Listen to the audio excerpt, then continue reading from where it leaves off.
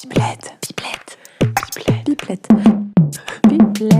Salut, tu écoutes Les Pipelettes, un podcast pensé par l'association Jeune et Rose. Moi, c'est Sandra. Moi, c'est Laetitia.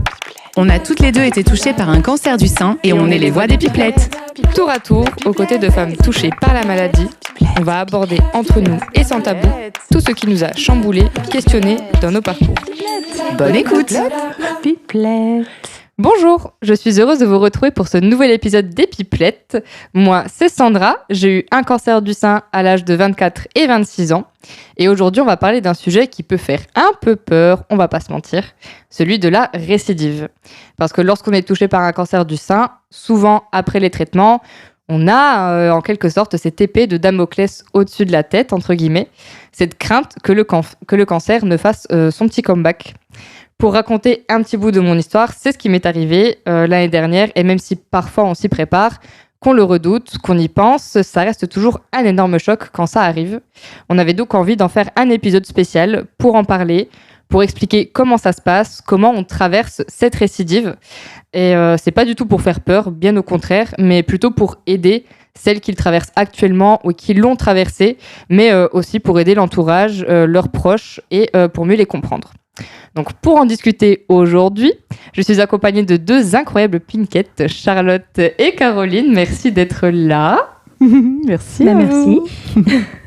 Donc est-ce que vous pouvez très brièvement nous raconter un peu le diagnostic de votre premier cancer ? Tout simplement, on va rentrer dans le vif du sujet directement. Tu veux que j'aille ? Vas-y. Diagnostic du premier cancer. Alors, c'était en 2013. Et j'ai une petite boule qui est apparue sur le sein droit. Okay. Vraiment juste à côté, sur le mamelon. Et on a commencé à faire des examens, oui. Ça me replonge super loin quand même. Donc, et assez rapidement, ils ont fait une biopsie en fait. Ouais, c'est ça. Et donc, résultat de biopsie par téléphone. Madame Chang, en fait, c'est cancéreux. Par téléphone, donc il va falloir pousser, hein, tu vois, le genre de coup de fil qu'on aime, oui. Il va falloir pousser les examens. Voilà. Premier diagnostic, 2013. Alors moi, c'était différent. Donc moi, c'était en 2022. Sachant que j'ai eu des douleurs qui ont commencé en 2021, décembre 2021. D'accord. Les douleurs ont duré à peu près 2 mois. Parce qu'au début, je m'étais dit, bon, c'est peut-être à cause de mes règles. Voilà, ça va partir. Et en fait, les douleurs ont été beaucoup plus intenses, comme une décharge électrique dans le sein. Mais je ne sentais pas. Je sentais rien dans mon sein. T'avais pas vraiment de boule ou de choses Non. T'as palpé ? J'ai palpé, mais je sentais rien. Et par chance, j'avais le rendez-vous annuel avec ma gynéco en janvier, fin janvier. Et en fait, elle avait du mal à toucher mon sein parce que j'avais très mal. Rien d'être touchée, en fait, de toucher. C'est tout ton sein qui te faisait mal, en fait C'était surtout à droite, où en fait, finalement, j'avais mes tumeurs. Okay. Et comment vous vous êtes sentis, du coup, vous deux, après cette première annonce, ce premier diagnostic ? Je pense qu'au début, je m'y attendais pas du tout. Bien sûr. Même si dans un petit coin de tête, de ma tête, on pense cancer, mais tant qu'on le dit pas vraiment, voilà. Donc, un peu désemparée, on va dire. Sous le choc. J'ai contacté directement mes parents. Pareil, voilà, sous le choc. Et j'ai voulu contacter aussi, parce que j'ai une grande famille, j'ai 2 frères et 3 sœurs. Donc j'ai voulu contacter tous mes frères et sœurs parce que pour moi, de le dire directement de moi-même à eux, c'était leur prouver que j'allais me battre contre la maladie. Même si j'étais encore sous le choc, mais j'avais directement l'envie de rentrer dedans, quoi. Oui, tu voulais prendre le truc à bras le corps et y aller comme ça. C'était ta manière d'encaisser. Oui. Ce qui s'est passé et voilà. de te mettre un peu en mode y a un truc à dégommer, on y va, quoi. Oui. Okay. Et toi, Caro, ouais. Comment ça s'est passé ? Comment tu t'es sentie à cette première annonce ? Révoltée, très en colère. D'accord. Par la manière dont ça a été annoncé. Ah oui, toi aussi c'était un peu au téléphone. Oui. Donc voilà, ma première réaction ça a été la colère.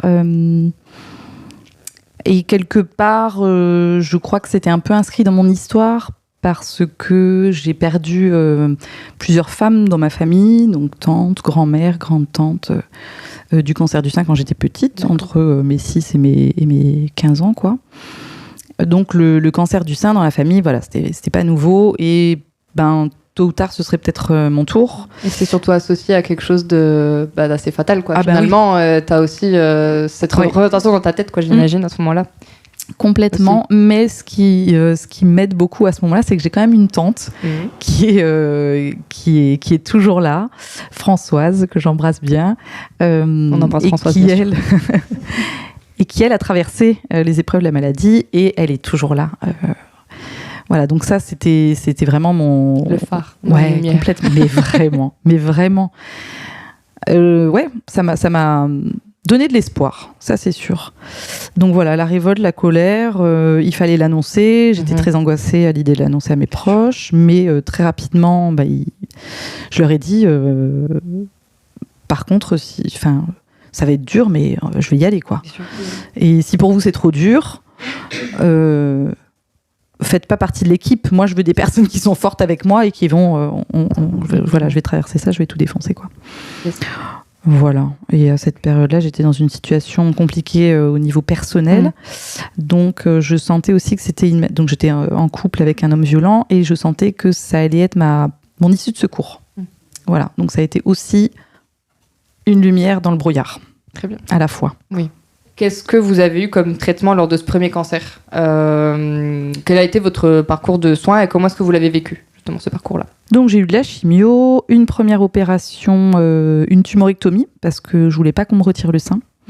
Et eux, ils voulaient le retirer, petite poitrine. La tumeur était pas bien grosse, hein, mais bon, quand même, c'était préférable de retirer le sein. Non, de retirer le mamelon, excusez-moi. Parce que c'était vraiment localisé sur le mamelon. Après cette première tumorectomie, radiothérapie. Et finalement, après la radiothérapie, reprise chirurgicale et on a quand même retiré le mamelon. Est-ce que tu as eu de la chimio du coup ? En tout premier. Ok, en tout premier, d'accord. Chimio, tumorectomie, radio, ablation du mamelon. D'accord. Voilà mon parcours et j'ai refusé de prendre l'hormonothérapie qu'on me proposait pour 5 ans ensuite. Et comment tu as vécu ce traitement du coup, ce parcours de soins ? Comment ça s'est passé brièvement ? Eh bien, j'ai traversé dans le brouillard parce que je traversais surtout cette séparation d'un homme violent qui avait méticuleusement détruit mon estime de moi-même. Donc voilà, moi je me raccrochais à tout ce personnel médical qui me soignait, qui me considérait comme une victime. Et pour moi, ça a été beaucoup de chance en fait à cette époque-là. Ça a été, je me sentais pas chanceuse d'avoir un cancer, pas du tout. Hein. Je me sentais chanceuse qu'on me soigne, qu'on m'aide, qu'on me tende des mains. Et toutes les mains qui étaient tendues vers moi, je les attrapais, quoi. Du coup, toi, comment tu as vécu ? Qu'est-ce que tu as eu comme traitement ? Et pour ce premier cancer, et comment tu l'as vécu ? Alors moi, c'est différent de toi. On a commencé par une tumorectomie. J'avais 4 tumeurs, donc bien situées au niveau sur le côté. Donc ils ont pu me faire qu'une tumorectomie et pas une mastectomie, sachant qu'ils avaient beaucoup hésité quand même. Après, j'ai eu chimio, puis radiothérapie. Et à la suite, donc hormonothérapie, tamoxifène, pendant 5 ans normalement. Et sachant que moi aussi, je voulais un enfant. Donc j'avais déjà parlé avec une oncologue spécialisée dans la fertilité pour faire justement un arrêt pour pouvoir avoir mon bébé. Et alors comment j'ai vécu les traitements ? On va dire qu'au début, on est tête baissée, on avance, on fonce. Arrivé à la radiothérapie, je me suis vraiment rendu compte de ce qui s'était passé. Alors, je ne sais pas si vous avez eu un déclic à un moment donné dans votre parcours, mais moi, c'est vraiment la radiothérapie où là, j'ai levé la tête, j'ai dit « Waouh, mais en fait, j'ai un cancer du sein, c'est pas anodin, j'ai quand même un cancer, quoi. » Et en fait, je m'en étais pas rendu compte avant. Ouais, j'avais comme une routine qui s'était mise en route et à fond dans le parcours, quoi. Toute une organisation. Un peu de penser, quoi. Voilà. Quand tout ce parcours de soins, ces premiers traitements se sont terminés, est-ce que vous avez pensé à la récidive ou est-ce que vous la craignez ? Est-ce que vous y pensiez directement ou est-ce que c'est venu après ? Comment ça s'est construit, ce truc ? Est-ce que ça existait ou pas ? Moi, c'est assez clair. Hein. C'était hors de question. je veux dire, quand j'ai dit à ma famille, là, j'ai fait un conciliabule familial en leur disant, alors effectivement, un jour je vais mourir, comme nous tous, mais ce ne sera pas le cancer qui va me tuer. Moi, je traversais mon truc, j'allais au bout, au bout de mes opérations, au bout de mon traitement. Et puis après, on tourne la page. Et puis au bout de ma séparation... Oui, est-ce que j'ai au bout de ton histoire de vie aussi. Voilà, c'était vraiment imbriqué pour moi. C'était, l'un n'allait pas sans l'autre. Et puis après, je passais à autre chose. Et je n'avais aucunement peur de la récidive. Ça ne faisait pas partie de mes plans. J'ai fait des examens médicaux tous les ans, parfois tous les 6 mois, parce qu'ils voyaient quelque chose qui était suspect. Il fallait plutôt faire une autre imagerie à 6 mois. Je suis jamais partie la boule au ventre aux rendez-vous médicaux. Okay. Non. C'était franchement j'étais légère. Moi c'était différent. C'est que donc au moment de la radiothérapie, donc comme j'expliquais au moment de la radiothérapie, j'ai eu comme un réveil où je me suis rendu compte de ce qui s'était passé. Après il y a eu le soulagement, l'euphorie de la fin finalement des traitements lourds. Donc ça on va dire pendant 1 mois, j'étais bien. J'ai revu mon oncologue qui m'a bien rassurée parce que j'ai posé clairement la question par rapport à la récidive. Il me dit je suis optimiste pour vous, voilà. Sachant que dans ma tête, j'avais quand même dans un coin de ma tête la peur de la récidive. Et ce qui m'a quand même réveillé en plus ma peur, c'est le changement d'oncologue. Parce que j'avais un oncologue qui était vraiment super. Comme quoi les soignants jouent beaucoup. Bah oui. Et j'ai eu un autre oncologue et lui, j'ai eu le malheur, en fait, 6 mois après, de lui reposer la même question. Et il a été un peu... il était vraiment très dans ses statistiques. Bah oui. Et il disait, oui, en fait, vous pouvez récidiver au bout de 5, 10, 15, 20 ans.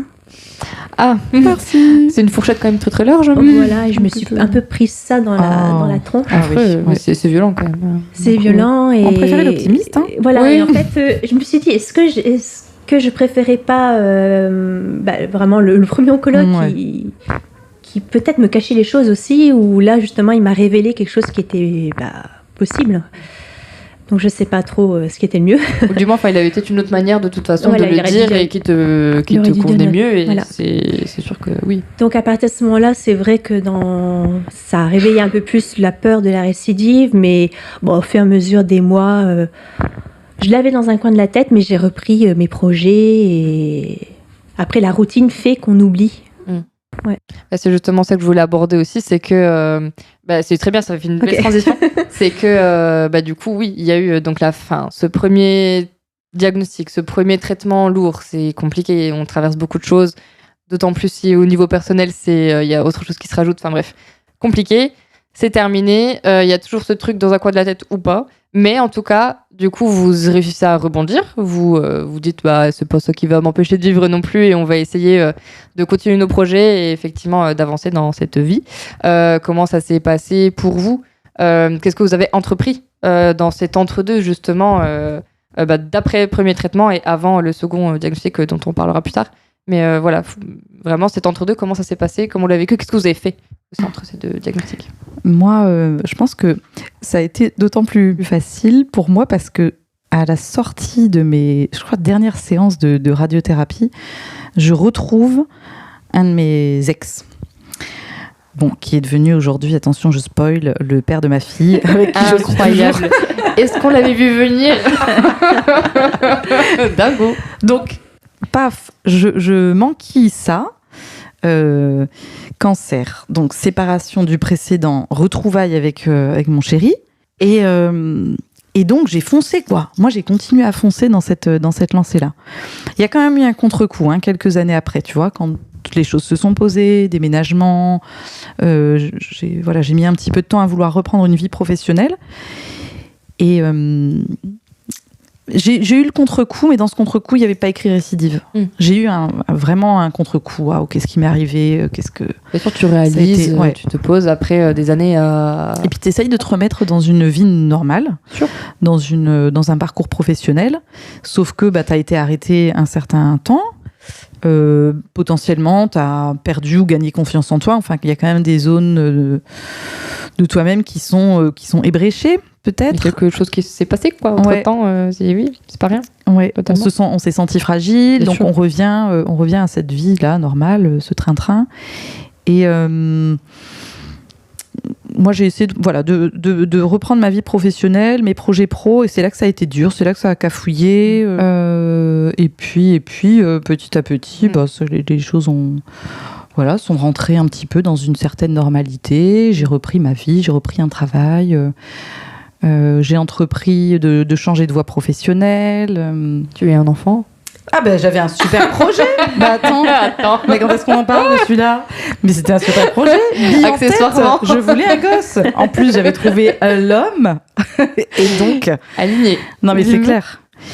Et dans tout ça, j'ai eu un enfant. Voilà.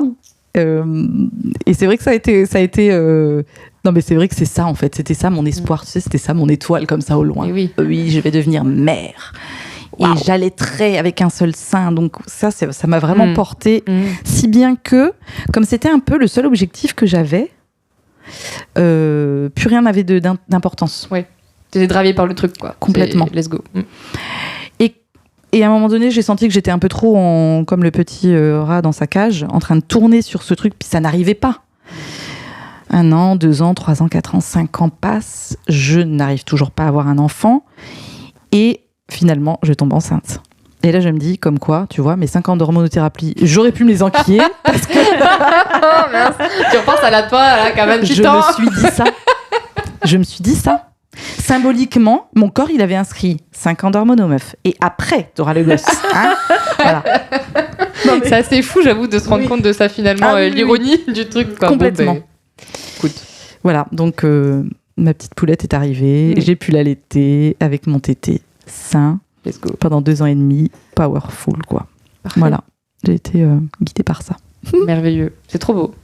C'est trop bien. Tout était aligné, en fait, c'est dingue. Ouais, exactement. Il y a eu c'était cabossé, mais... des petits dodanes par-ci par-là. Mais tout était quand même bien. Ouais, ça s'est enchaîné, ça s'est bien enchaîné. C'est dingue. Et toi, Charlotte, comment ça s'est passé ? Ensuite, ton après-traitement, entre guillemets Moi, c'est pas aussi beau. C'est un peu plus bref, toi. Oui, c'est plus bref. Alors, moi... Comment ça s'est passé ? C'est tellement court en fait finalement mais que voilà. En vrai, je te pose la question et je suis en train de me dire mais c'est exactement. On a à peu près les mêmes écarts du coup entre nos 2 récidives et c'est vrai que t'as pas forcément le temps d'enclencher grand chose mais t'as quand même des projets. Voilà, donc en fait moi mon grand projet que j'avais en tête c'était avoir un enfant, quitte à l'avoir toute seule. Voilà, j'étais partie là-dedans, sachant que j'avais déjà réfléchi avant mon cancer, c'était déjà dans ma tête. Oui. Et donc dès que j'ai pu voir une oncologue spécialisée dans la fertilité, j'ai été la voir. Elle m'avait dit au bout de 2-3 ans vous pouvez arrêter. Donc là j'avais pris rendez-vous. Vous pouvez arrêter l'hormono. Oui, arrêter l'hormono, pardon. Pour ceux qui ne suivent pas. Yes. Pardon. Merci Caroline, elle suit. C'est le cerveau du trio là. Mais je t'ai coupé, pardon. Oui, donc moi j'avais pris rendez-vous à Cochin, je suis suivie à Paris. Et donc là j'allais avoir un don de spermatozoïdes en avril prochain. Donc voilà, moi c'était vraiment le bébé. J'étais repartie sur ce projet-là. Au niveau boulot, j'étais en mi-temps thérapeutique. Donc là j'étais arrivée au 1 an de mi-temps thérapeutique avant... la reprise à temps complet. Oui. Avant la récidive, parce que j'ai même pas eu le temps de reprendre. On va dire ce qu'on a dit. Oui, mais bon, quand tu fais ton mi-temps thérapeutique, c'est bien pour arriver à temps plein. En fait, j'allais arriver à temps plein. Et puis au moment où j'arrive à temps plein, voilà. Donc on va dire, je reprenais une routine dans un coin de ma tête au début. Il y avait la récidive, mais petit à petit, avec la routine, ça part. Moi, c'est comme ça. Oui. Et la vie continue. Voilà, la vie continue. Au niveau projet, là, je pensais peut-être acheter. Voilà. Oui. Rencontrer quelqu'un, ça aurait été bien aussi. Oui, voilà. oui, carrément. Oui. Ça fait toujours partie du projet quand même. Oui. Oui, voilà. Oui. Si jamais. tu dis ça fait une petite annonce. Peut-être rencontré quelqu'un. Exactement. Il y a une super pinkette là qui est. Trop mignonne, trop gentille, trop sympa. Voilà, pardon. Elle est à Paris si jamais vous voulez. Pas de problème. On peut couper. On fera peut-être en montage. Petite annonce. Annonce. Cherche jeune mâle. Le standard de Jeune et Rose, de Jeune et Rose va péter par contre. Au moment où le podcast va sortir, tout le monde va essayer de contacter Charlotte. Alors 06. Du coup, donc, vous rebondissez brillamment après ce premier diagnostic et ces premiers traitements, tels des Wonder Pinkett que vous êtes. Et ensuite, vient le diagnostic du second cancer. Donc, comment est-ce que ça s'est passé et comment est-ce que vous l'avez vécu ? Alors, le second. Oui, donc tous les ans, j'étais suivie, évidemment. Qu'est-ce que c'est IRM, mammo, tout ça. Et en 2022, je viens de sevrer ma fille péniblement. Donc, je pars faire mes examens en janvier avec un sein vide de lait. Et là, il retrouve à l'image une forte prise de contraste, madame. Il faudra pousser les examens demain. En fait, cliffhanger, suspense. Debout dans un couloir. Non, mais de nouveau. Alors, on est en 2022, on m'annonce encore ça de cette manière. Donc, la première réaction, la colère, encore une fois. Et puis, on pousse les examens le lendemain. Voilà. Alors, 2 semaines après, on a les résultats de la biopsie. Et là, je me dis, je sens que c'est pas très bon, là. Et je demande à mon compagnon de venir avec moi pour recevoir l'annonce des résultats. Voilà. Et là, on m'annonce que, oui, Madame Chang, c'est de nouveau un cancer. Bam. Et là, mes pensées vont immédiatement vers ma fille, vers ma mère aussi. J'avais très, très peur de lui annoncer, encore une fois, mes frères. Mon mari, il était là, donc il le vivait en direct. Moi, j'arrêtais pas de dire putain de merde. Mais je n'ai pas arrêté de répéter ça, nuit et jour, pendant des jours. Putain de merde. À chaque fois que ça me venait en tête, que je l'entendais me dire c'est de nouveau un cancer, je répétais putain de merde. J'avais l'impression d'avoir fait tout ce qui était en mon pouvoir depuis 9 ans. Et là, putain de merde, quoi. Mais en fait, c'était pas dans les options. Pourquoi ? Non, en plus, j'ai une petite fille, qui a 2 ans et demi. Donc, le monde s'est vraiment effondré sous mes pieds. Voilà, comme vous le savez, celles qui nous écoutent, je crois qu'on vit un peu quand même toutes là, similairement. Totalement. La même chose. Enfin. Voilà. Et puis, je me suis relevée et j'ai dit à mon mari, là, tu vas voir, ça va se passer un peu comme ci, comme ça. J'ai verbalisé, tu vois, ça me permettait de remettre un petit peu. Tu t'es un peu remise 10 ans auparavant presque. Et j'ai dit, alors attends, je me souviens que. Et là, tu vas voir, ça va se passer comme ça. Okay. Donc, on y retourne. Et Charlotte, toi, de ton côté, comment ça s'est passé ? Alors, moi, c'était un contrôle. Donc, c'était 1 an et demi post-traitement lourd. Donc post-radiothérapie. Donc contrôle, moi j'arrivais sereine parce que 1 an et demi, en fait on n'y pense pas. En tout cas j'y pensais pas. Et donc j'ai commencé par l'IRM et donc la radiologue, je vais toujours voir la même, donc maintenant elle me connaît bien. Elle me fait rentrer dans sa petite pièce, elle me montre une image de l'année d'avant. Et elle me dit, regardez, ça va un petit peu flasher là. Je voyais rien du tout. Je sais pas, ça me raconte. Tu n'es pas radiologue, Charlotte. C'est fou. Puis après, elle me dit, regardez cette année, là, je fais, c'est quoi cette boule ? Et en fait, elle essayait un peu de t'amener vers... de te faire comprendre par toi-même. Là, je la regarde, je dis, mais ça fait quand même une belle boule à l'intérieur. Donc voilà, moi je le sentais gros. Okay. Oui. Et donc elle me dit, il faudra faire écho mammo. Je dis, on était vendredi. Je dis, justement, c'est programmé pour le lundi, parce que j'avais tout bien programmé. Elle me dit, on va mettre directement la biopsie en plus. D'accord. Donc, voilà. Donc, j'ai passé un week-end de merde. Mais oui. Voilà, de merde. Évidemment. Et donc arrive le lundi. Un week-end d'angoisse. D'angoisse. Oui, clairement. Et ça m'a fait replonger dans mon attente de ma première biopsie, en fait. Alors que là, j'avais même pas eu la biopsie. Ouais. Et donc là, je fais la mammo. La mammo, elle me dit, oh non, ça va, on voit pas trop je sais pas, c'est contraste. Ouais. Et par contre, là, je fais l'écho et je vois aussi la boule à l'écran. Elle me dit, effectivement, vous avez bien une masse. Et donc là, on me fait patienter dans la salle d'attente, je fais la biopsie, on me fait quand même 4 carottes. Donc, voilà, tac, tac, tac. Et beaucoup de clac. Voilà, clac, clac, clac. Et puis là, on me dit, lui, il me dit, de toute façon, dès qu'on a des nouvelles, on vous appelle. Et il m'a dit, quoi que ce soit bon ou mauvais, quoi qu'il arrive, voilà, on vous tient au courant.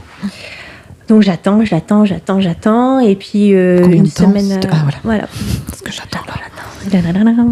Et puis une semaine après, finalement, je vois un appel de ma radiologue. Je loupe le premier appel, sachant que j'avais prévu un week-end à Arcachon, parce que je m'étais dit, je vais fêter la fin de mes résultats. Mais bon, là, c'était pas très joyeux, mais je voulais quand même sortir de ça. Donc j'ai dit, je déprogramme pas mon week-end, je pars à Arcachon. Et donc là, j'étais dans le train du retour. Et donc, j'arrive à avoir le deuxième appel de la radiologue. Et là, elle m'annonce, elle me dit, je ne m'attendais pas du tout à ça. Je dois vous prévenir parce que vous allez avoir un appel de Curie. J'ai lancé Curie. Et là, quand on te dit j'ai lancé Curie. J'ai lancé Curie. Et là, elle me dit, je suis désolée de vous l'annoncer comme ça, mais je veux, moi, vous l'annoncer parce que je vous l'avais dit que je vous le dirais. Et donc, je lui en veux pas de me l'avoir dit par téléphone. Elle a été humaine. Oui, elle t'a expliqué le contexte. Déjà voilà. Ça, c'est... Voilà, et elle m'a dit... elle n'a pas dit le mot cancer, elle a dit c'est des cellules anormales. Sachant que je suis dans le métier, je sais qu'anormal, ça n'existe pas. Donc c'est soit des cellules malignes ou bénignes. Okay. Voilà. Et elle me dit, sachez que quand même, vous allez passer un TEP scan, vous allez faire, à mon avis, avoir une double mastectomie. Et donc, elle m'annonce un peu... Ah, t'as lancé ça comme ça, direct, quoi. Allez, on passe pas par 4 chemins. Voilà, maintenant, c'est pas ça. Oula, oui, d'accord. Et elle me dit, sachez que Curie va vous joindre très rapidement parce que moi j'ai contacté. On parle pas du plat, le Curie, on parle de l'Institut, malheureusement. Oui, bien sûr. Voilà. Ah oui, précisé. Pardon, il n'y a pas de souci. Ah oui, moi Curie. Ouais. On a compris que ce soit le plat. Très sincèrement, on préfère le Curie à manger que le Curie en béton. L'Institut Curie, on te salue. Exactement. Et finalement, moi je raccroche, j'étais au bout de ma vie, quoi. Dans le train. Oui, c'est ça. Après un bon week-end, j'ai commencé à avoir tout flou, je me sentais pas bien, je retournais à la plage, je me mets à pleurer, le mec à côté il met ses écouteurs, il tourne la tête. Oui. Et finalement, donc après ça, pareil, je me suis dit il faut que je l'annonce à mes proches. Donc j'ai commencé par mes parents, et puis sachant que j'avais pas encore eu le mot récidive, mais vu comment ça sentait, je savais, je le sentais au fond de moi-même, donc j'ai commencé à le dire même si j'avais pas eu le mot récidive. Et donc j'ai appelé mes frères et sœurs et voilà, après c'est compliqué parce que on annonce une deuxième fois une merde. Et il faut gérer aussi les réactions, il faut ça c'est... Et du coup justement comment vous l'avez vécu cette annonce aux proches aussi, parce que du coup tu le dis une première fois, c'est déjà une déflagration pour toi, c'est une déflagration pour tes proches, tu te dis mince, dans quoi je les embarque et qu'est-ce qui va se passer, et c'est compliqué, ça peut être lourd et très culpabilisant alors qu'on n'y est pour rien. Très sincèrement, on n'y est pour rien, mais c'est un sentiment humain qui apparaît.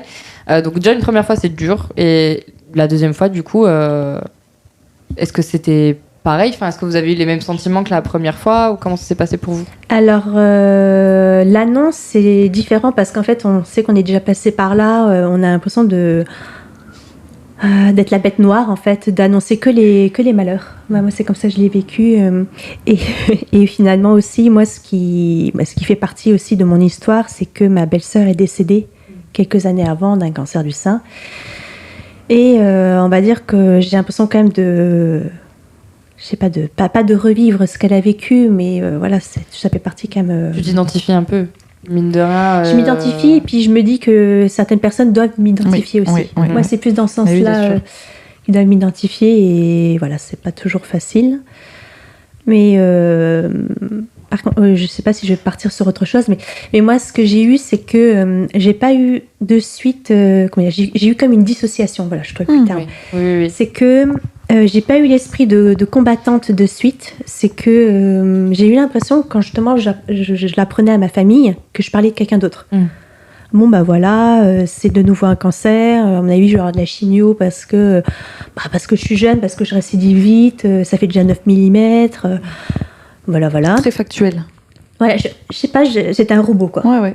Et il fallait que moi, je m'obligeais à le dire parce que je voulais que ce soit moi qui l'apprenne à ma famille. Tu l'as dit à tout le monde, un par un aussi ? Oui, un par un. Ok. Waouh. Un par un. Déjà, parce que moi, j'ai pas eu cette force-là. Ouais.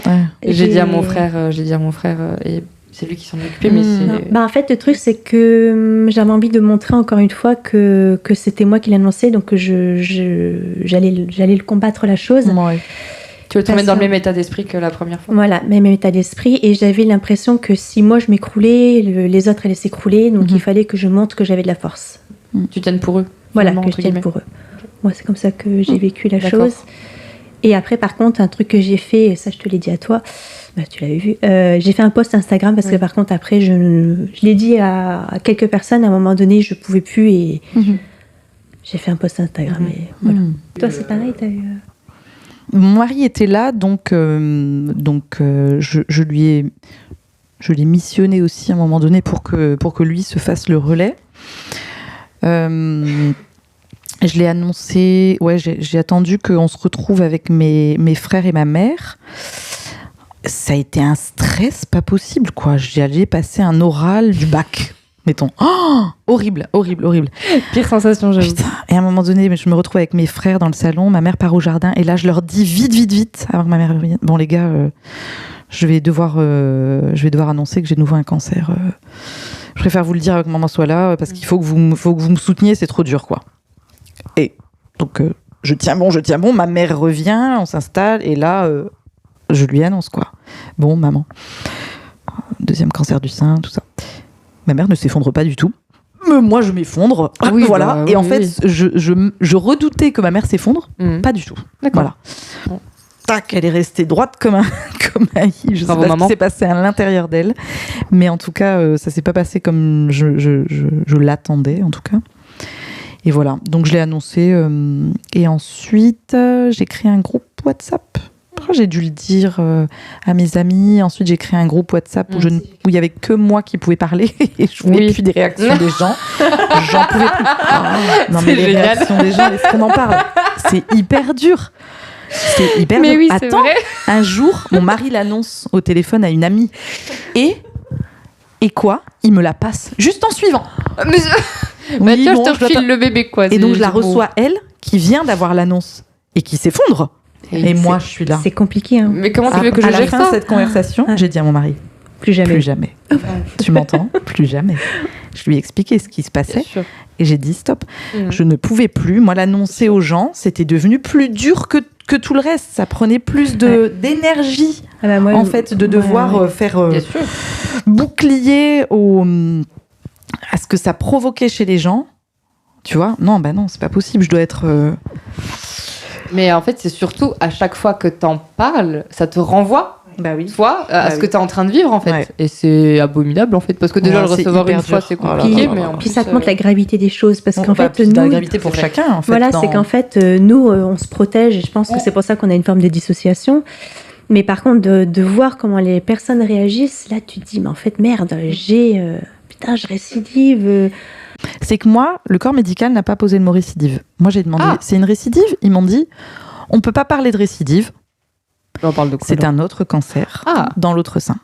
Donc, si tu veux, pour moi, jusqu'à présent, je dis, pour moi, c'est pas une récidive. C'est un autre cancer, voilà. Maintenant, par contre, je flippe de la récidive. Là, maintenant, oui. Là, on peut dire en 2024, maintenant, je flippe de la récidive. Okay. Jour et nuit, mais avant, non. Tu t'es fait un nouveau pote, Caro. Génial, alors, il est pas sympa. On kiffe. Et dans l'annonce aux autres, moi, je l'avais pas encore annoncé à ma poulette. C'est ce que j'allais te dire, mais oui. Comment ça s'est passé avec elle À qui je dis tout, moi, je parle. Je suis une communicante et ma fille, je lui ai toujours tout dit. Bien sûr. Dès ses premiers jours de vie, et là, à 2 ans et demi, j'allais devoir lui annoncer que j'avais un cancer dans ce sein. Qu'elle chérissait tant. C'est son doudou, mon sein, à ce moment-là de notre vie. C'est notre cordon ombilical encore, tu vois. Bien sûr. Donc, surtout si le sevrage a été assez long, t'as quand même un lien qui se crée. Le sevrage a été brutal, mais nous a plongé toutes les deux dans une dépression post-allaitement. Ah yes. Elle avec. Moi avec, tous les matins, on écumait un paquet de mouchoirs à pleurer. Maman tété, non pas tété, maman tété, non. Horrible. Oh là là là. Pardon, on a envie, mais c'est sûr que sur le moment, mais on peut rire de tout, mais il faut un peu de temps. Ça déchire le cœur, mais bien sûr. Horrible. Tu m'étonnes. Et j'ai lu des articles très intéressants dans le magazine Rose Up qui parlaient de comment on parle du cancer à un enfant. J'ai cherché aussi des témoignages. Je pense que... Ah oui, attends, c'est quand même en 2022 que j'ai eu la chance de rencontrer Jeune et Rose. Donc là, je pense qu'à un moment donné, j'étais aussi sur le groupe Facebook et j'ai cherché des femmes qui, comme moi, pouvaient me partager leur expérience de l'annonce. Voilà. Et avec tous ces exemples, en fait, de femmes qui avaient dû l'expliquer à leur enfant, j'ai fait ma petite tambouille et je l'ai raconté à ma fille, un matin au petit-déj. En transition, au réveil. Voilà. J'ai une poule dans mon tété et les docteurs vont devoir l'enlever. Elle l'a compris. Elle l'a compris. Elle a surtout compris quand elle m'a vue sans sein, mais voilà, petit à petit, ça a pris des mois, mais petit à petit, oui, elle savait qu'il y avait une maladie dans mon sein, que les docteurs allaient devoir ouvrir le sein, enlever la boule. Il y a des super bouquins qui nous ont servi de support et qu'elle s'est vraiment approprié. Ah, super, top. Donc ça a été... Mais t'as mis combien de temps à lui dire quand même ? Pas de suite ou... Ah si, mais dans les 2 semaines où je l'ai appris. Quand on m'a annoncé mon protocole.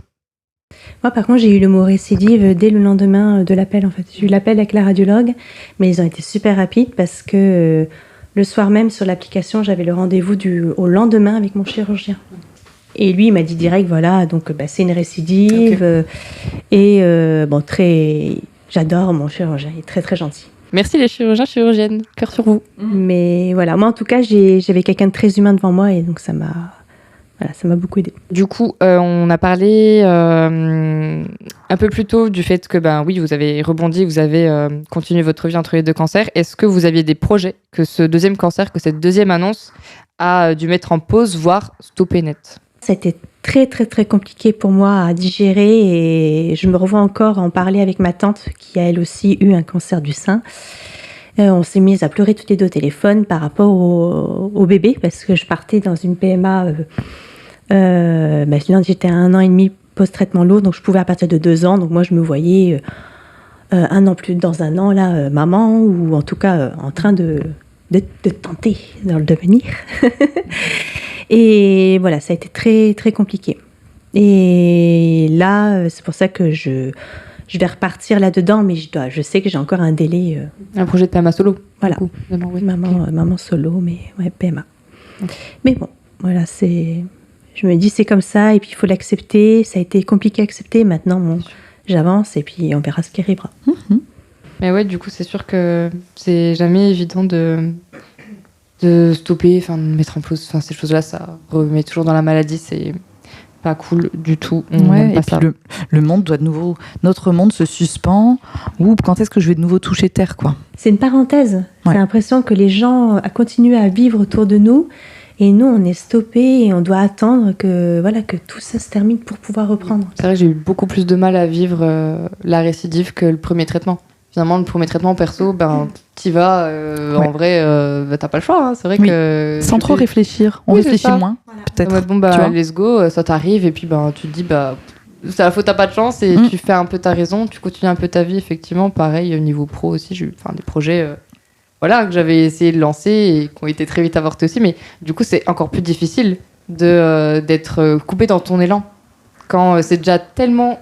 compliqué de se remettre et de se relever après un premier cancer, le fait de se remettre aussi vite, ou même pas forcément vite, juste de se remettre tout court dans un second cancer, non.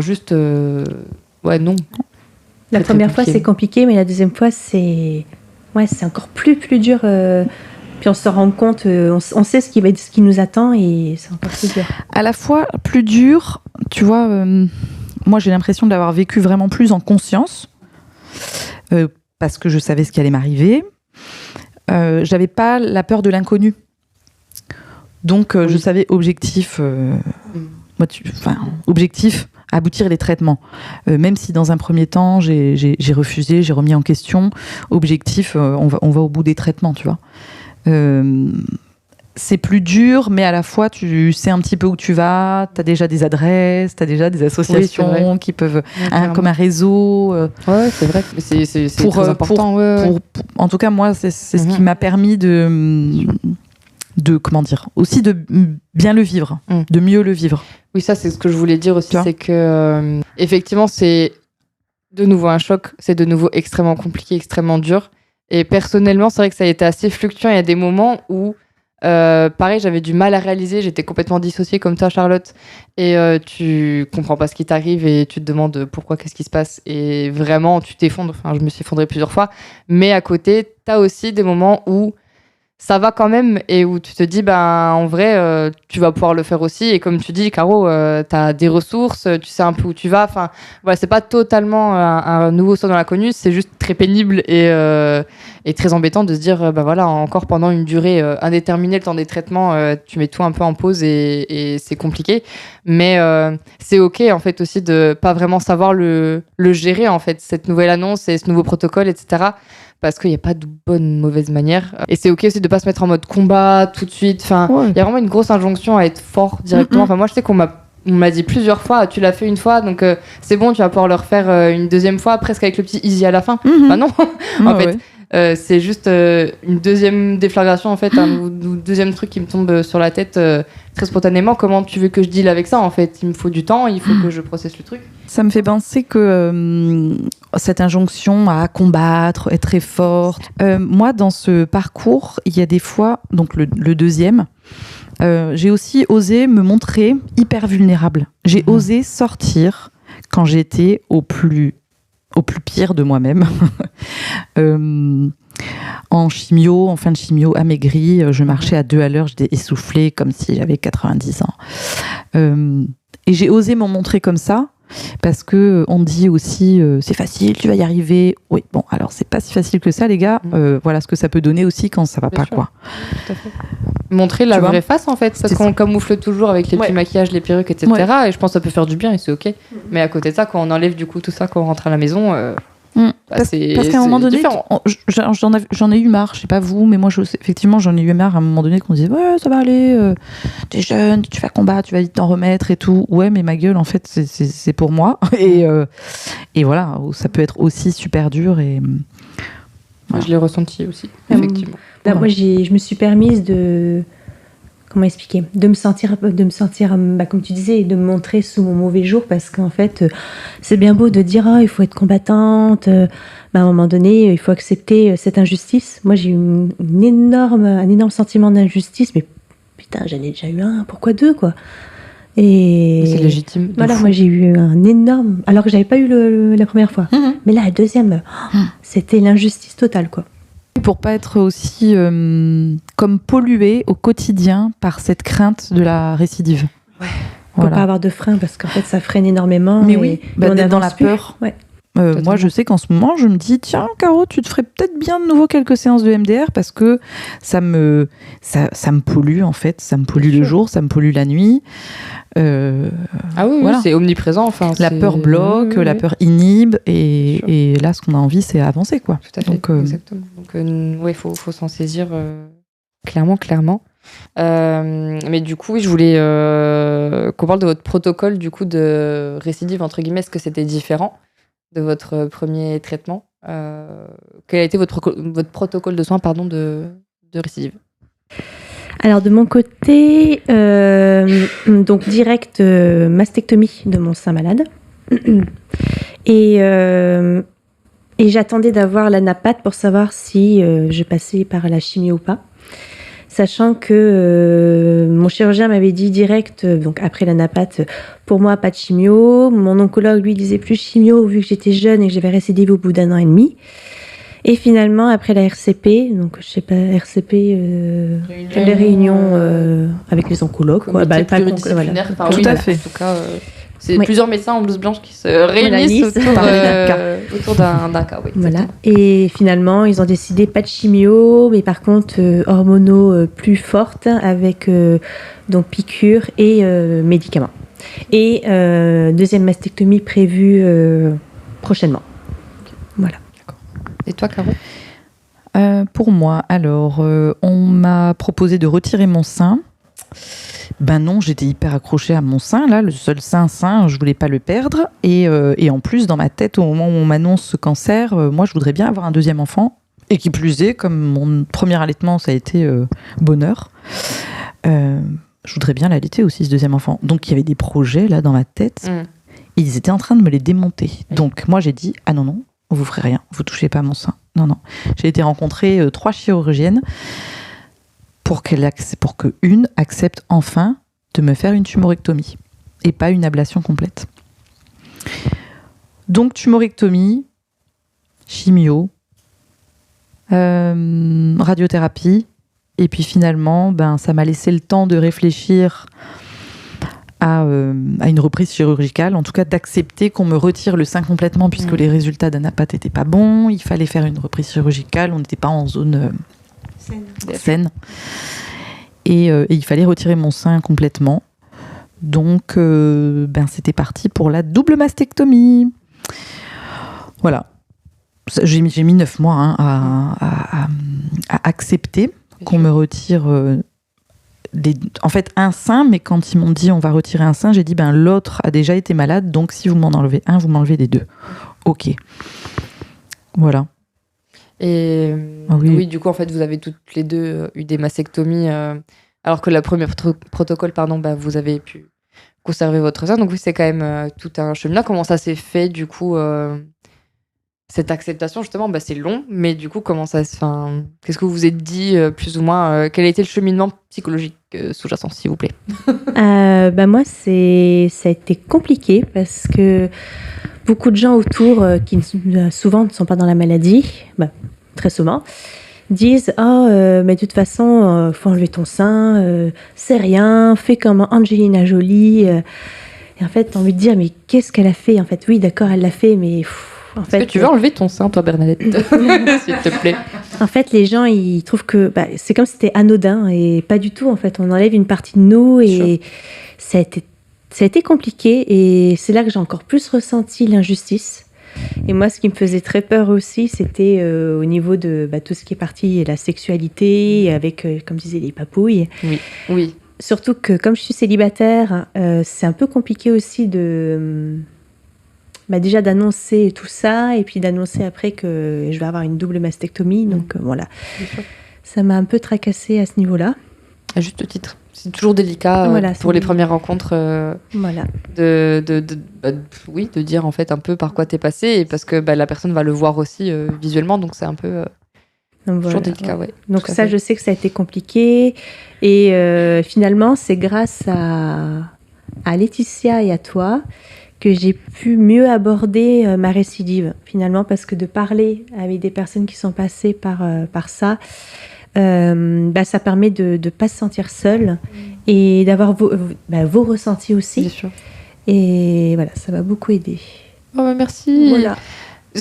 Cœur à Laetitia aussi qui est pas là. Oui, évidemment, voilà. Énorme cœur à Letty à fond. Et c'est d'autant plus pour ça aussi qu'on s'est dit qu'on allait faire un épisode spécialement dessus, et qu'on se dit, comme on en parlait aussi un peu en off, c'est que la récidive, on sait que c'est là, mais c'est carrément tabou. On n'en parle pas trop. Non, on veut pas se porter malheur. Exactement, ce qui est normal aussi. Mais donc du coup, on n'en parle pas trop, et donc c'est un peu le serpent qui se mord la queue. Alors qu'en fait, effectivement, en parlant librement, en échangeant sur nos expériences aussi, ça peut faire dramatiser le truc, dédramatiser le truc, parce qu'on se fait un peu tout un. Ça fait peur. Un truc, et c'est totalement normal. Mais effectivement, de voir des parcours de personnes qui l'ont vécu, qui ont traversé ça, et de se dire que ça peut bien se passer aussi, c'est important. Il y a tellement de parcours différents, parce que là, on voit... c'est... Regarde, moi, j'ai récidivé sans récidiver, par exemple. Oui. Non, madame, ce n'est pas une récidive. C'est le Schrödinger, mais le carreau, le sein de carreau. C'est un peu l'entre-deux. Est-ce que tu as récidivé ou pas récidivé? Donc toi, ton acceptation, Caro, entre le moment où tu as eu le deuxième diagnostic, et le moment où on a enlevé du coup ce sein, ces deux seins, du coup finalement, vu que toi tu as demandé les deux, donc ça a été long, mais comment ça s'est passé aussi dans ton processus d'acceptation? Ouh là là, ça a été hyper douloureux, ça a été des larmes, beaucoup de larmes, vraiment un processus de deuil d'une partie de moi-même, quoi. J'étais attachée. Alors, certaines femmes préféreront qu'on leur retire rapidement parce que c'est une partie d'elle qui est malade, et donc que ça représente la maladie. Donc voilà, chacune le vivra différemment. En tout cas, pour moi, c'était comme si j'avais deux bébés ou deux sœurs là, et je veux pas les quitter, quoi. Pour moi, c'est un abandon. Pour moi, je quittais le navire, tu vois, d'accepter qu'on me retire mes seins, c'était bon. Donc j'ai beaucoup vu la psychologue de Bergonier. Nina Stadelmayer, merci. Tellement merci d'exister, grave. J'ai beaucoup écrit, parce que pour moi, l'écriture est thérapeutique aussi.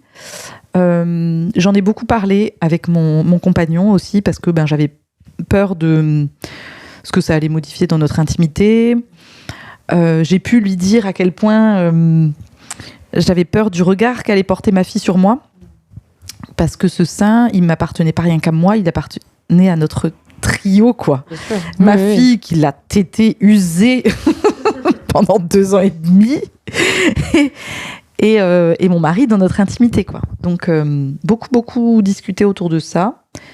Et puis un jour, quand même, cette parole de la psychologue qui m'a dit, qui voyait que je m'en sortais pas de pleurer et de ne pas accepter la perte de cette poitrine, qui m'a dit Madame Chang, vous pensez que votre fille préfère avoir une maman avec un sein, ou...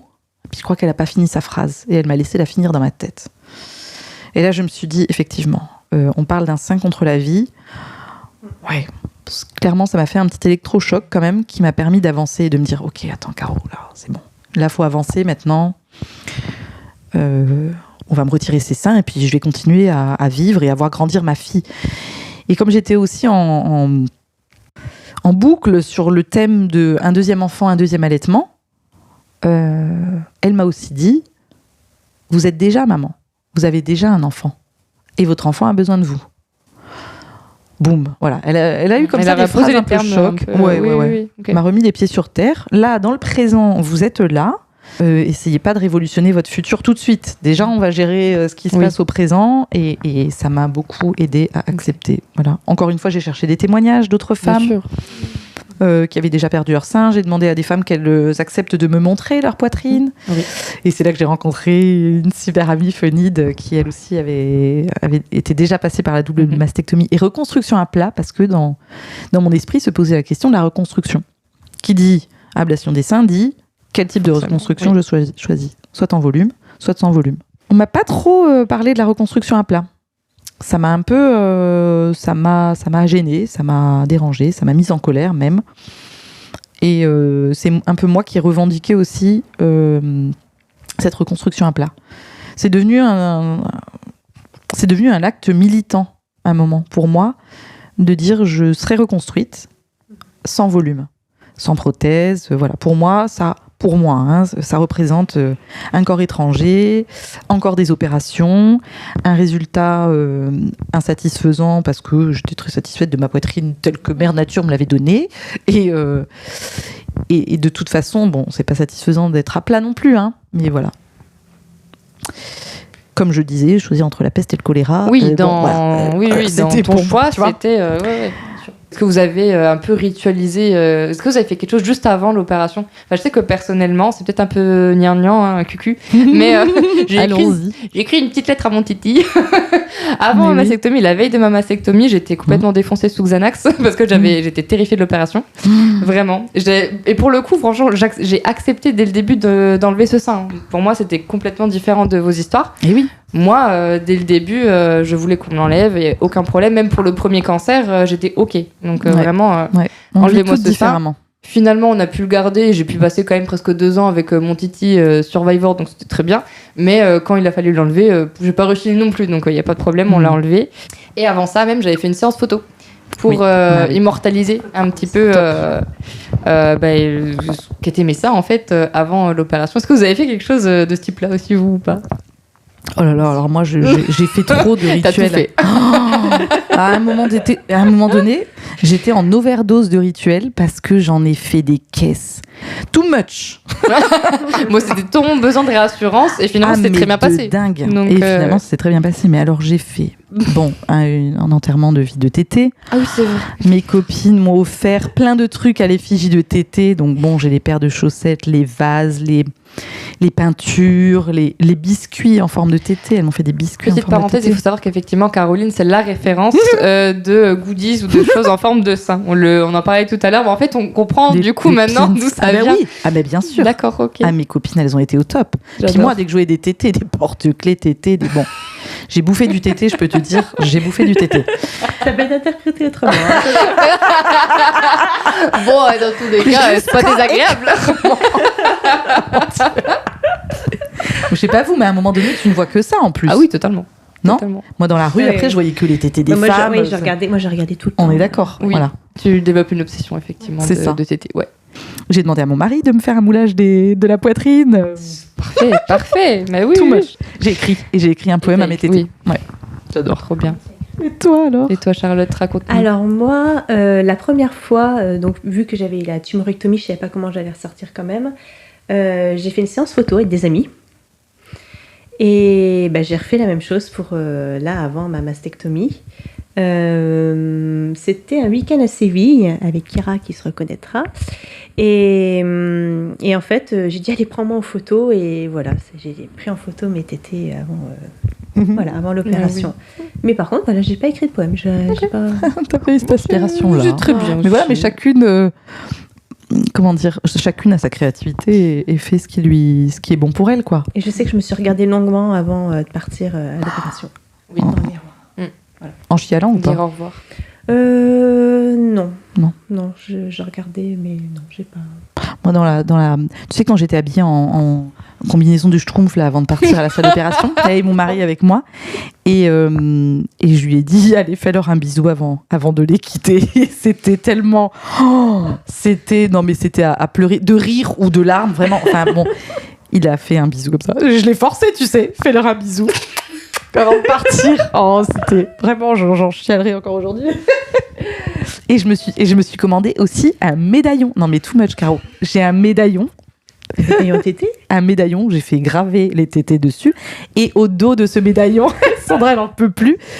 Au dos, j'ai la date de perte de mes tétés. J'ai la date.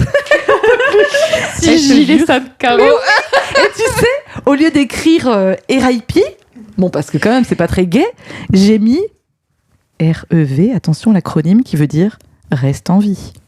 Oh waouh, que c'est beau. Bravo.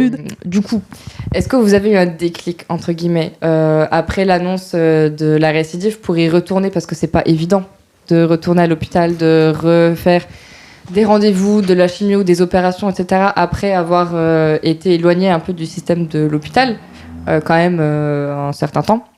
Et comment vous avez géré justement le fait d'y retourner, si ça a été le cas, hein. Parce que moi, je sais que perso, ça a été affreux, hein, de revenir. Autant l'opération, ça a été, mais retourner en chimio, par exemple. Encore une fois, j'ai la chirurgienne, l'oncologue ou la psy, je ne sais plus qui, ils font une seule et même équipe dans ma tête, qui m'a dit prenez les choses l'une après l'autre. Ouais. On va commencer par l'opération, après vous aurez la chimio, et le reste, on verra plus tard. Faites déjà votre chimio, allons jusqu'au bout de la chimio, le reste, ça arrive dans quelques mois, vous aurez digéré les choses de manière... Oui. Ça, c'est vrai. Voilà. Très bon conseil. Exactement. Prendre les choses une par une, étape par étape. Ah oui, ça, c'est important. C'est vrai que quand on a l'annonce de traitement, t'as l'impression d'être devant une montagne. Bah ouais, c'est hyper dur à gravir. Tranquille. Ouais, C'est ça qui m'a beaucoup aidée. C'est vraiment étape par étape. Oui. Déjà l'opération, après on verra la suite. Et oui. Voilà, une chose à la fois et pas avoir trop loin, sinon ça fait peur, quoi. Exactement. Ça donne le vertige. C'est ça, tout à fait. Très bien. Est-ce qu'il y a des choses que vous avez gérées différemment dans ce deuxième protocole en termes de gestion des effets secondaires ou juste du quotidien Est-ce que votre deuxième parcours, vous avez eu l'impression de le vivre différemment, d'avoir vécu différemment? Moi, je savais déjà je savais par exemple que la réflexologie plantaire, ça avait de très bons résultats sur moi. Voilà, que ça marchait très bien. Donc, que pour les effets secondaires de chimio, j'allais tout de suite. J'ai pu anticiper des rendez-vous, de tous les soins de support. Ouais. Et puis, ce qui a beaucoup changé aussi entre mon premier parcours et le deuxième, c'est Jeune et Rose. Parce que quand j'avais en 2013, Jeune et Rose n'existait pas dans ma vie. Et elle n'existait pas. Elle n'existait pas tout court. Mais, effectivement, malheureusement. Et donc, ça a été... de rencontrer plein de jeunes femmes qui, comme moi, traversaient ça ou avaient traversé ça, ça a été hyper soutenant, quoi. Ça a fait la différence, hein. Ouais. Toi, en plus, Caro, tu disais que tu avais un peu préparé ton mari, entre guillemets, à ce qui... tu l'as drivé, entre guillemets. J'étais son coach aidant. Okay. Si vous cherchez un coach aidant, bon, j'arrête les petites annonces. Caro, elle sait tout faire, en fait, voilà. C'est le couteau suisse de la vie. Let's go. Bah oui, j'ai pu lui expliquer. Tu vas voir, ça va se passer comme ça. Et puis, je savais qu'en plus, on communique beaucoup, donc j'étais vraiment transparente sur ce que je vivais. Mais même ce que je vivais de plus dark à l'intérieur de moi, il fallait que je sois transparente avec lui pour qu'il puisse mieux m'aider, en fait. C'était totalement égoïste. Mais ouais, voilà, ce groupe WhatsApp là où je mettais mes petits. Je savais que précédemment, j'avais un peu trop entretenu les relations avec les gens et à quel point ça avait été énergivore et chronophage pour moi de communiquer avec les autres. Là, je donnais des nouvelles de mon traitement. Ça a été aussi. J'ai fait pareil. Ouais. Moi, j'ai créé un groupe WhatsApp avec tous mes frères et sœurs et mes parents. Et ça me permettait de donner les nouvelles et pas devoir répéter. Puis en plus, des fois, je répétais, j'oubliais des choses. Et voilà, c'est très chronophage. Donc, ouais. Totalement. C'est un très bon tips. On a mis en place des petites choses comme ça. Ouais, des choses qui vous ont fait du bien, que vous connaissiez déjà avant et qui vous ont reporté pour le second traitement. Okay. Oui, le retour en chimio. C'est vrai que, personnellement, c'était aussi quelque chose que j'ai extrêmement mal vécu. De revenir en chimio. Je m'en doutais après la mastectomie que j'allais retourner en chimio, donc ça c'était quasi sûr dans ma tête et effectivement ça s'est confirmé après à la napath.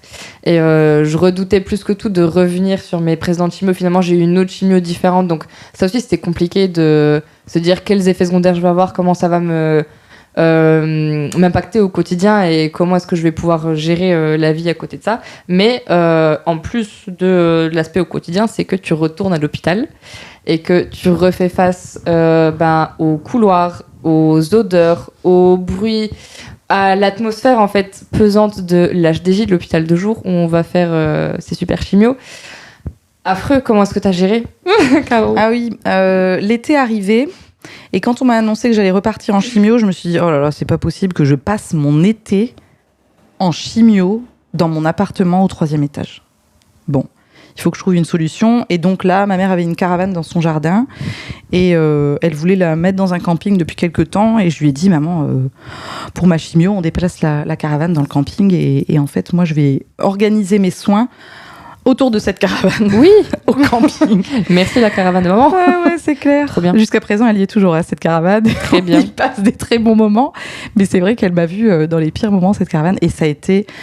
c'est ce que m'avait dit la psychologue, c'est que ma force à ce moment-là, ça avait été d'être créative, de continuer à être créative et à adapter aussi, à ne pas subir et à devenir aussi actrice de mes soins. Oui, très important ça. Ouais. Ça arrivait à un moment pour moi, l'été, c'est pas possible, quoi. L'été, c'est dehors, en fait. Je vais pas être en chimio au 3e étage dans mon truc. Donc, voilà, ça m'a beaucoup aidé à me projeter dans ce traitement. Okay. Ouais.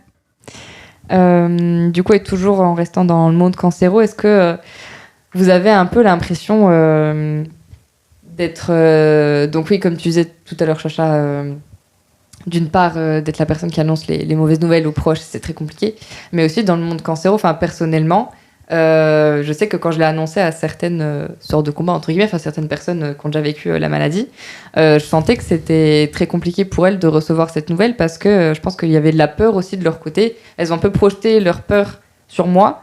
Et du coup, quand tu viens d'annoncer en plus, c'est des copines très proches, donc ce qui se passe dans ta vie actuellement et tu cherches un peu de soutien et de soutien que j'ai reçu, voilà. Mais de façon un peu maladroite au début. C'est vrai que c'est toujours un peu compliqué de gérer ça en plus, de toi-même gérer ton annonce. Je sais pas du tout si je suis claire. Mais moi j'ai compris. Je sais pas. Oui, en fait, alors moi j'ai pas ressenti d'être comme une bête noire, on va dire, voilà, d'être. C'est comme ça qu'on peut dire, bête noire. Oui. D'être en fait, voilà, d'être la bête noire, mais par contre, moi, j'avais l'impression de j'avais la peur de le dire parce que je savais que pour elle, ça allait être compliqué à gérer. Oui, on veut protéger les autres. Voilà, on veut protéger les autres et ouais, je l'ai pas ressenti, mais j'avais peur de le faire ressentir. Bien sûr. Donc je sais pas si toi t'as ressenti ou pas. Non, moi quand j'annonçais que j'avais de nouveau un cancer, je crois que j'étais tellement centrée sur ce que je devais faire et sur ma dépression post-allaitement et sur ma fille et je faisais pas trop gaffe peut-être à mes maladresses ou aux réactions que ça pouvait faire émerger chez les autres. Par contre, à l'inverse, quand moi j'ai entendu des femmes me partager le retour de la maladie ou quoi, je sais qu'à l'intérieur de moi, c'était vachement dur. Et que parfois, je me suis tenue à distance parce que ça me faisait peur et parce que ça me renvoyait à mes propres peurs. Bien sûr. Tu vois ? Et j'ai dû me mettre en protection. Ouais, c'est important de le dire et c'est tellement humain. Ben ouais, bien sûr. C'est tellement humain. Et pour clore ce sujet tout doucement, en revenant au sujet principal, est-ce que, en mettant les deux pieds dans le plat, est-ce que vous avez peur que ça revienne en fait une nouvelle fois ? Oui, parce qu'on a toujours cette peur qui est en nous. Mais je sais pas comment expliquer. C'est que oui, j'ai cette peur, mais finalement, je me dis qu'il faut vivre, il faut avancer, et je veux plus me mettre de frein parce qu'en fait, de cette peur de récidive, on se met des freins, mais il y a déjà assez avec la société qui nous met des freins, et je pense que j'ai cette peur, mais j'essaie de mieux la contrôler, et je pense qu'avec la routine, ça disparaîtra. Moi, c'est comme ça que je vois les choses. Ouais. Donc moi, je disais, j'avais pas du tout peur auparavant, et maintenant, je suis un peu flippée au quotidien, donc c'est très inconfortable le moment dans lequel je me trouve là. J'ai à cœur de me faire aider parce que je suis sûre qu'il y a encore des petites choses à travailler, tu vois, avec une psy. Je sais pas si c'est en EMDR ou quoi. Il y a encore des choses à alléger peut-être. Quand j'ai un peu fini mon parcours, le gros parcours médical, et que mon oncologue m'a dit maintenant il y a plus de suivi, on fait plus d'examens tous les ans. J'ai les yeux qui se sont écarquillés comme ça. Il m'a dit faites-vous confiance, écoutez votre corps. Et ouais, c'est pas facile. Ça peut se rediscuter parce que effectivement, si ça me met plus en angoisse permanente, alors à ce moment-là, peut-être qu'il faudra reprendre des imageries, tu vois. Ça se discute. Oui. Vraiment, je pense que ça, c'est tout à fait discutable avec l'équipe médicale. Mais c'est là que je me suis dit maintenant vient le temps où je vais devoir trouver la juste distance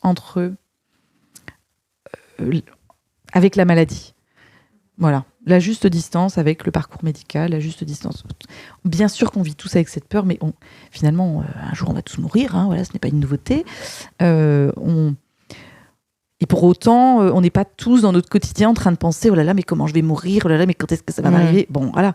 Donc, que ce soit d'un cancer ou d'autres choses, à tout moment, ça peut arriver. Et moi, je suis un peu dans cette angoisse-là en ce moment. Oui. Donc, j'imagine, il y a des traces du cancer, mais je pense qu'il y a aussi un autre terreau qui doit nourrir ça, tu vois. Donc, pour moi, actuellement, c'est encore à améliorer cet état. Et je pense aussi que le retour à une vie professionnelle épanouissante, pas travailler pour travailler, mais faire d'autres choses qui m'épanouissent va m'aider aussi à... Bien sûr.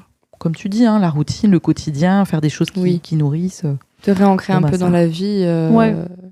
Et moi, si je peux rajouter quelque chose, c'est que qu'on y pense ou qu'on n'y pense pas, malheureusement, ça peut arriver. Ouais. Donc, je pense que d'essayer d'avancer, et bien sûr, on aura toujours cette petite peur, mais essayer d'avoir des projets, de pas se mettre les freins, ça nous fait avancer.